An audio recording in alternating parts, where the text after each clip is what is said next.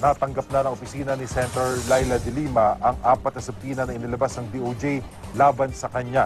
Isang subpinang ipinadala para sa bawat reklamo laban sa senadora na inihain ng BACC, NBI inmate na si JB Sebastian at mga dating opisyal ng NBI.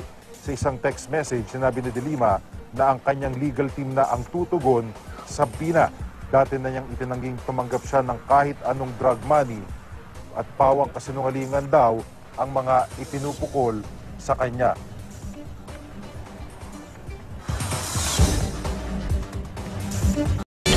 Nakakagulat daw ang mga pangalang idinadawit ni Kerwin Espinosa sa drug trade ayon kay Senator Manny Pacquiao. Matatandang nagpunta noon sa Camp Crame si Senator Pacquiao nang dalhin doon si Kerwin. Handa raw si Kerwin na humarap sa Senado at isiwalat ang pangalan ng mga sangkot umano sa droga.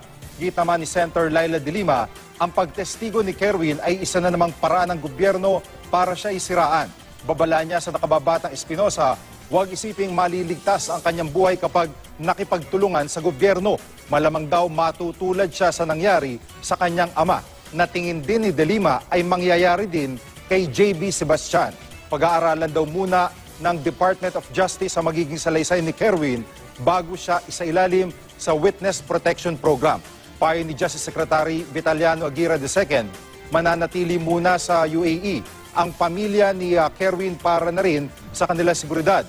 Sabi naman ni DILG Secretary Ismael Sueno, beberipikahin pa nila ang mga tinukoy ni Kerwin na sangkot daw sa drug trade. Base raw kasi sa kanilang pagsusuri, posibleng politically motivated ito. Ipinasabpina ng Department of Justice si Senadora Laila de Lima at dalawa niyang staff para dumalo sa pagdinig kaugnay sa umano'y drug trade sa Bilibid.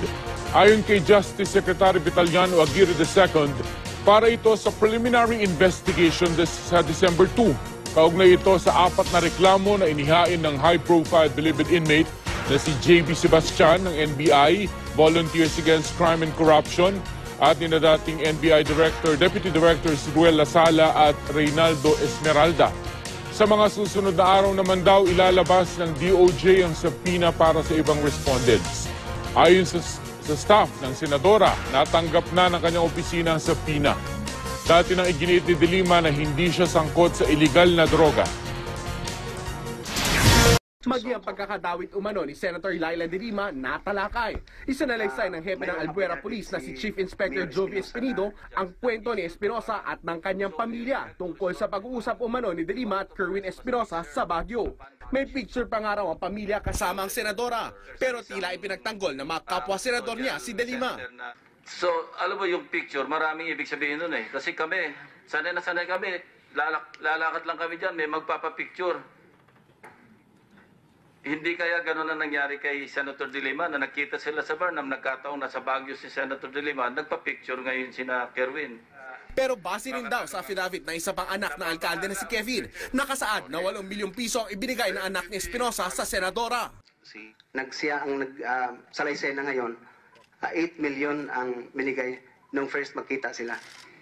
So meron din kapatid na Kevin. Yes, ma'am. So that's aside from Kerwin. Yes, ma'am. Pareha sila Roland, Ang ma'am. madalas natin marinig yung Kerwin. Yes, ma'am. So what you're telling us, it's another brother. It's a brother.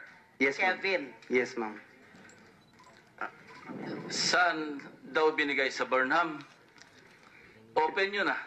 Yung sir, yung kay Kevin na salaysay, yung anak niya, maliban kay Mayor, doon nasa Dampa, specific yung restaurant. Saan kay, yung Dampa? Kay Claire de la Puente daw yung restaurant, ma'am, Your Honor. Anong location? Sa MUA. Nauna na itinanggi ni de Lima na kilala niya ang mga Espinosa.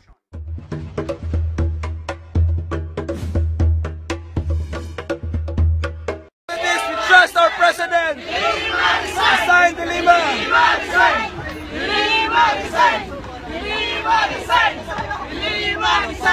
Agay sulugon!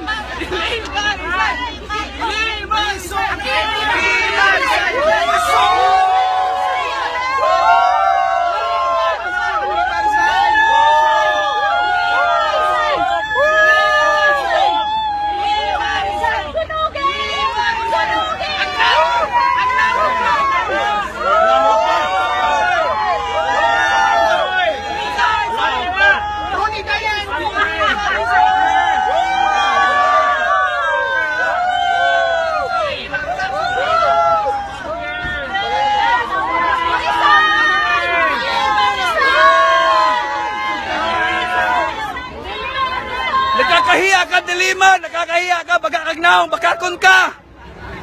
Makakon na liar evil. Liar! De Lima, liar! Traitor!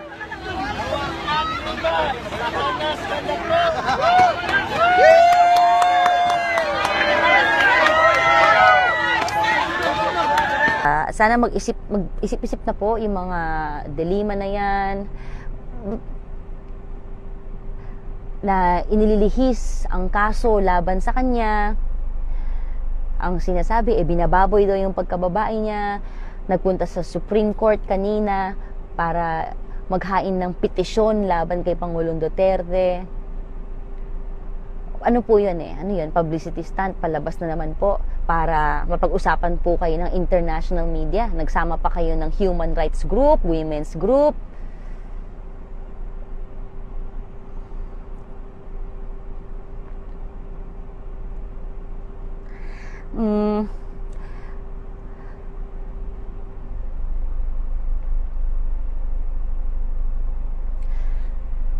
Sabi po nila mga ka-DDS, tayo daw dito sa page natin ay nagpo-promote ng hate, na nakikipag-away daw tayo.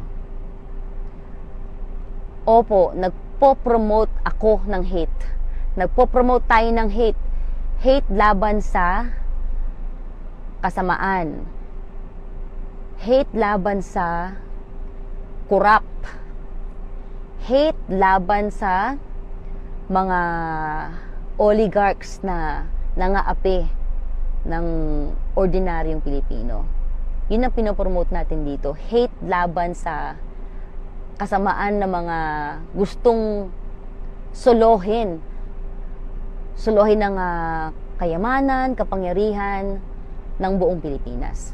Kaya nga marami dyan ayaw yung federalism dahil mahasagasaan po yung mga may pakinabang, mga may pansariling interes.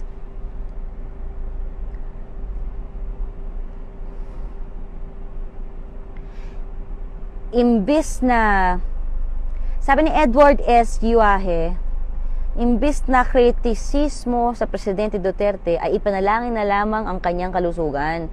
Saka bigyan siya ng karunungan ng Diyos sa kanyang pangunguna sa ating bansang Pilipinas dahil Diyos naman ang nag-establish ng gobyerno. Tama po kayo, Edward S. Yuahe. Kailangan po talaga nating manalangin. Nagkakaisa po tayo sa pakikipaglaban, sa pag-iingay, sa social media. Mga ka-DDS, magkaisa rin po tayo sa pananalangin. Dahil sabi nga po, di ba sa Biblia, meron pang kanta ito if my people will humble themselves and pray, I will heal their land. At nasimulan na po natin yun nung panahon ng eleksyon na we made a stand, we fought for what is right, and we fought for Duterte. Ngayon naman po, mas tindihan pa po natin ang ating panalangin.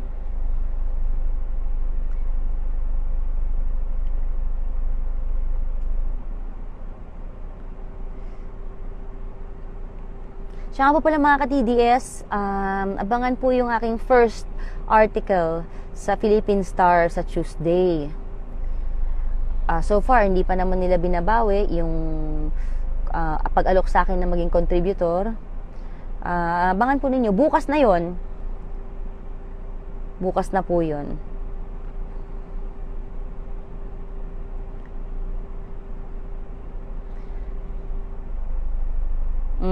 Sabi ni Jefferson de Terra, si Lenny nagsasalita na rin about sa pagkapatay ni Espinosa. Umaatake na ang mga dilawan talaga.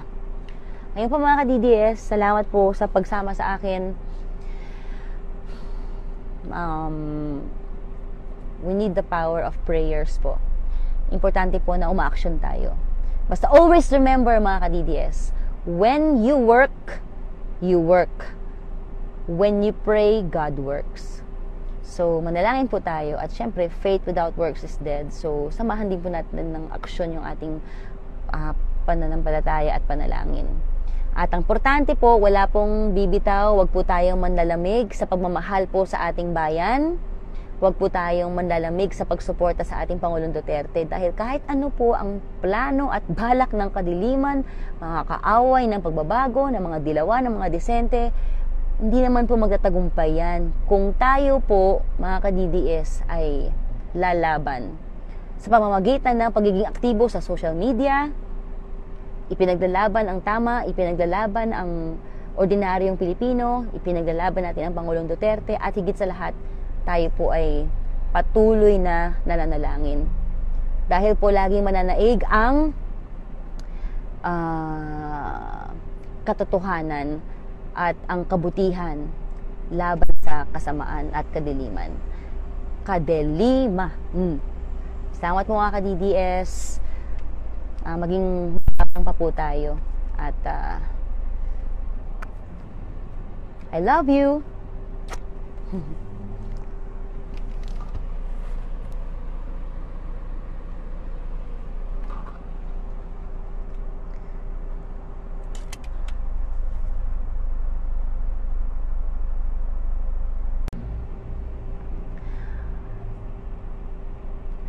Sigurong maganda kung gusto ring imbestigahan ni Pinoy o i-monitor yung investigasyon patungkol dyan sa pagkamatay ni Mayor Espinosa.